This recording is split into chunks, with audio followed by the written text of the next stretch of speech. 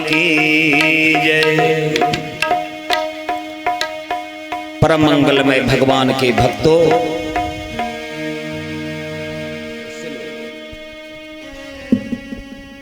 परम मंगलमय भगवान के भक्तों, हम सब बड़े सौभाग्यशाली हैं कि भगवान श्री हनुमंत लाल भगवान के दरबार में उनकी गोदी में बैठकर कथा का आनंद ले रहे हैं। कहते हैं पास ही गंगा मैया भी अपनी छाया प्रदान कर रहे हैं। आइए, आज कथा का चतुर्थ दिवस है। इस भगवान की पावन कथा में हम इस भागवत भागीरथी गंगा में गोता लगाने के लिए भाव से उपस्थित हैं। आइए, कल आप लोगों ने सुना, महाराज ध्रुव महाराज तक की कथा सुनी कि 5 वर्ष की आयु में ही जिन्होंने भगवान को प्राप्त कर लिया, हम सारा जीवन निकाल देते हैं कहते हैं, लेकिन भगवान की कृपा 5 वर्ष के बालक पर भी हो गई। इन्हीं ध्रुव महाराज के वंश में राजा अंग हुए। अंग बहुत ही धर्मात्मा राजा थे। कहते हैं राजा यदि धर्मात्मा है तभी प्रजा सुखी रह सकती है। राजा अंग बड़े दयालु धर्मात्मा राजा हैं। उनका विवाह है मृत्यु की बेटी सुनीता से हुआ। सुनीता से एक बड़ा दुष्ट बालक पैदा हुआ जिसका नाम बेन था। बेन आगे चल के बड़ा दुराचारी हो गया। कहते हैं माँ, बालक तो कच्चा घड़ा होते हैं। माँ पहली गुरु बालक की तो केवल माँ ही होती है। कहते हैं माँ के संस्कार बालक के जीवन पर्यंत काम करते हैं।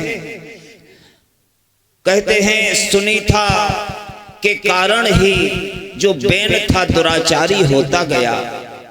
इतना अत्याचार किया कि उनके पिता राजा अंग नगर छोड़ करके भाग गए। एक गुफा में जाकर के छिप गए। जब राजा ना मिले, खूब तलाश की गई, तो प्रजाजनों ने, सचिवों ने बेन को ही राजा बना दिया।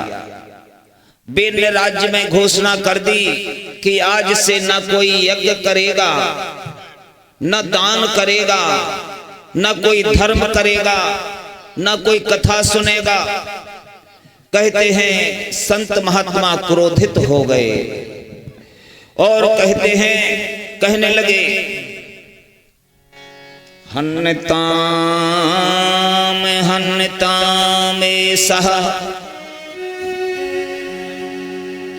अरे इसे मारो, ये तो अधर्मी है। श्राप दे दिया। कहते हैं संतों के श्राप से बेन मर गया। अब किसे राजा बनाया जाए? राजा के ना होने पर प्रजा में अराजकता फैल जाएगी, चोर डाकू बढ़ जाएंगे। इसलिए सभी संतों ने एक उपाय सोचा। राजा बेन की जांघ का मंथन किया गया। मथने से सबसे पहले एक पुरुष उत्पन्न होगा जो काले रंग का था। अब की बार संतों ने फिर जंघा का मंथन किया तो अब की बार लक्ष्मी मैया अर्ची कन्या के रूप में प्रकट हो गई। बोलिए अर्ची मैया की जय। और इसके पीछे एक बालक ने जन्म लिया। स्वयं भगवान महाराज पृथु बालक के रूप में प्रकट हो गए।